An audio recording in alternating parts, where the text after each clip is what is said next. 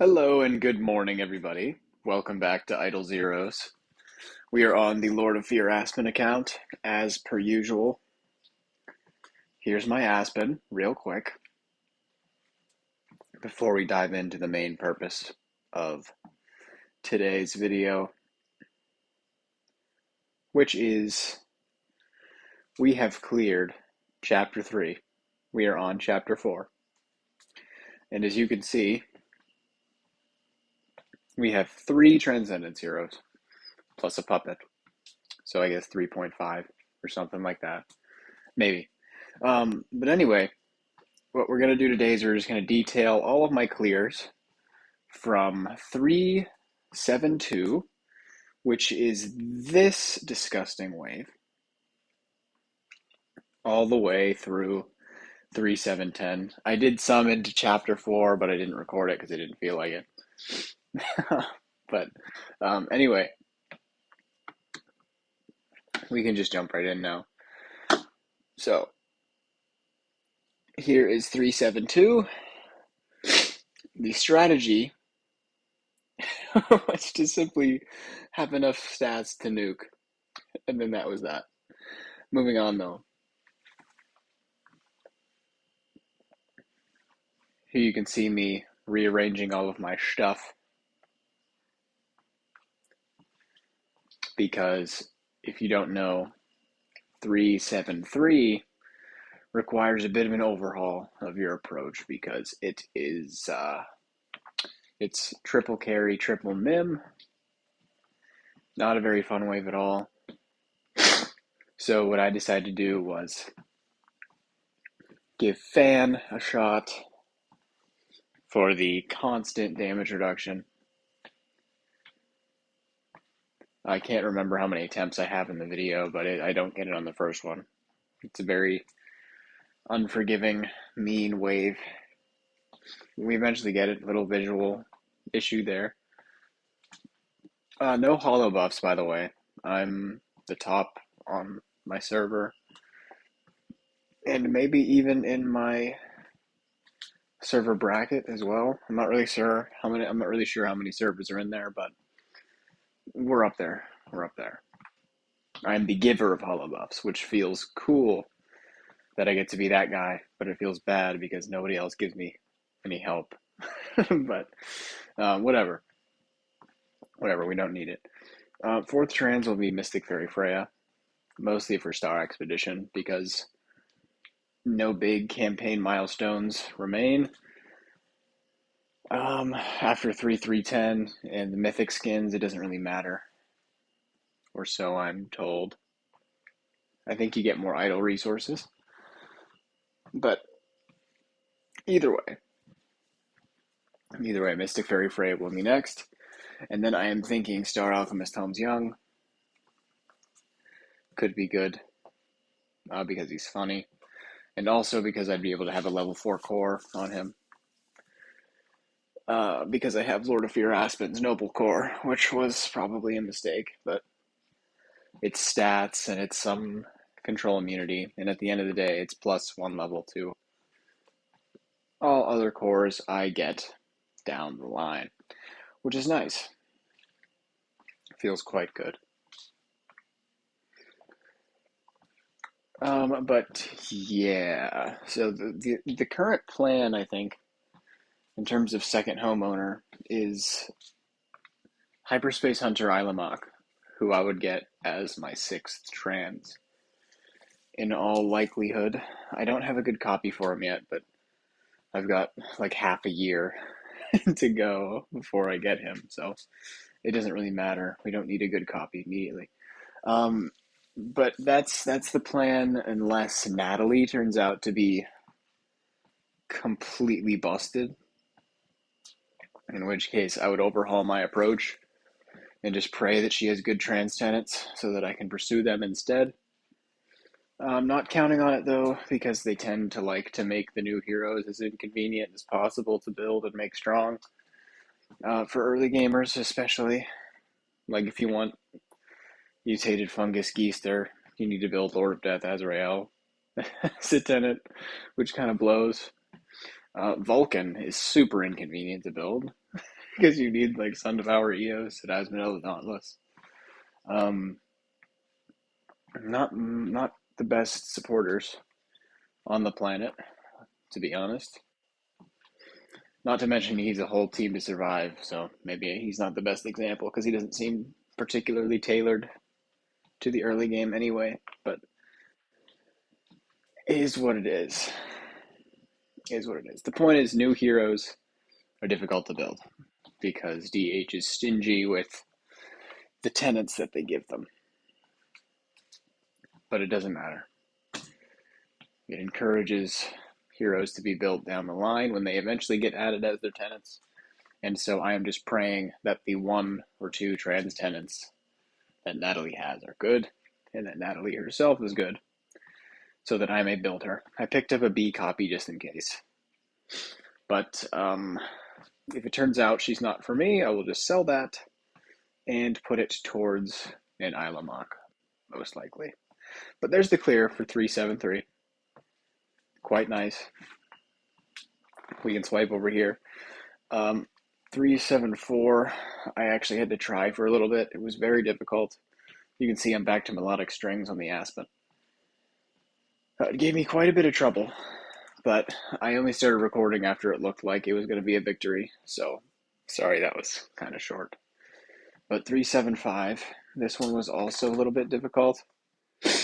As you can see, we've got Unbending Will procced already on most of our heroes. Lord of Fear Aspen on the front line, because their Lord of Fear Aspen would fear us and prevent us from critting, which would obviously be not conducive to nuking. We also removed the Trans Puppet, who can tank a hit, but it also means that he feeds Sun Devour Eos energy for around one active, which is not what I wanted. So we removed him so that we wouldn't get a premature death. Lord of Fear Aspen taking us out there. Right now it's just a matter of just basically nuking everybody down with good crit RNG, and then that's going to be it. Mystic Fairy Freya down. Then it's just the Fairy Queen Vesta, who's not going to pose much of a threat anymore. So there's 375. Very nice. 376 now. We put the Trans Puppet back in.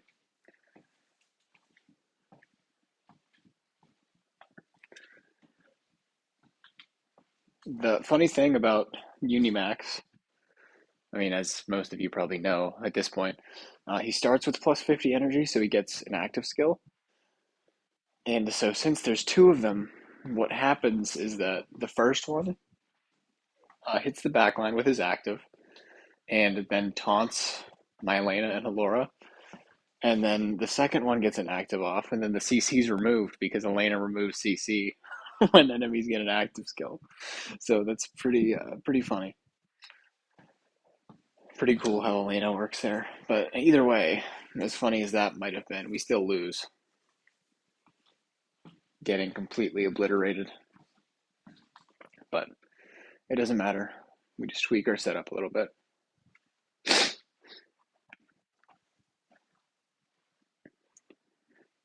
Attribute reduction purify. I don't remember why we put that on, but I think our attributes were being reduced, so that makes sense. I guess. That tracks. It's good decision making on my end. But anyway, now we have the puppet and the Elena in the back line. That way Halora doesn't get CC'd, because if she gets taunted, the Abyssal Corruption would only land on the Unimax, and we wanted it on everybody so that our Aspen can nuke. Quite important. Quite important indeed. Failing to land Fears, but we still get one, which is kind of surprising because sometimes we struggle even with Rui Scepter to land Fear. But there's the clear. 377 now, more Unimax.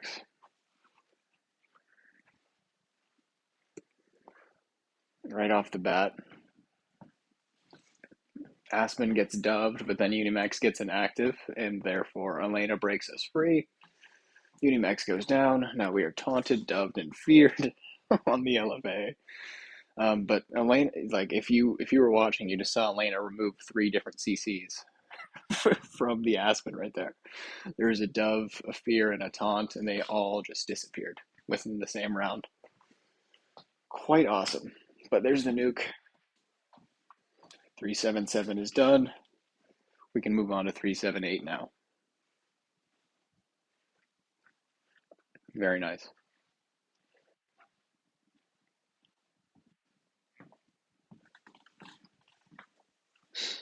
Obviously, that was a little bit of an easy wave. I think I definitely did that first try. Pretty cool. Pretty cool. And then 379 took a very long time. And in fact, I didn't even get a video of it. It took so long, I just stopped recording because all the videos that I was taking just resulted in failure. So sorry about that. What we did for this wave in particular, and we'll watch it again so that I can keep talking about it because I love to hear myself talk. So when S of X is faster than us, we can't outspeed, obviously, right? But when S of X is faster, she stacks dodge before we attack all the time. So Lord of Fear Aspen will always just miss the attack if he's the fastest on our team. So what we did was we actually ran Mirror on Halora so that we could make her outspeed the Aspen. And therefore we strip the dodge and then we can actually attack with the Aspen. But that's the 3-7-10 clear. That's going to be Chapter 3 done with 3 trans heroes. The goal is going to be Chapter 4 with 4 trans heroes. I'm not really sure if Mystic Fairy Freya will be strong enough to make that happen, but we will see what we can do. And then Chapter 5 with 5 trans heroes. I mean, at that point we would have an aura because we would have the trans puppet, which I think gives damage reduction, if I recall correctly. But either way, it'll be fun. It'll be fun regardless. Also, I still suck at Star Expedition, by the way. We'll get there though. We've got Mystic Fairy Freya tenants lined up, not for strength or anything, but just so we can get the speed to outspeed the Aspen. We've got a big Ignis now with a B copy. Quite nice. I also learned that I need candy bars. So I have a single candy bar at the moment. We need, I think, like 5 more, which feels bad, but we'll get there. I've got mad stones to use whenever. I'll probably use the B plus on whoever I decide to make my next carry, or not carry, homeowner. It'll be either Ilamok or Natalie, in all likelihood. I've got train tickets ready for the next train event type thing. So that'll be cool. So whichever up mode is selected, I will probably go for. I know they announced new Void Vortex at some point this year. So maybe wait for a Void Vortex one, but I think they just did that actually. So maybe the hero tokens, maybe the Void Campaign one, doesn't really matter. But as you can see, we are now 1 million Crystals of Transcendence away from Mystic Fairy Freya. So that will be about 2 weeks, if my estimate is correct. But yeah, so we'll just go through. Here's my Halora. Look at that. Oh, what a good tenant. Oh, she's such a good tenant. And then here's my Elena as well. So many stats. The Aspen is not nearly as impressive, but I don't really care because the non-trans heroes don't scale as well. And then, oh, that's Freya. And here's the Anki, who is the most pathetic tenant I have at the moment. But we'll make it work. We will make it work. And it'll be good and fun. Maybe. But anyway, have a good day, everybody. Thank you for watching. Have a good one.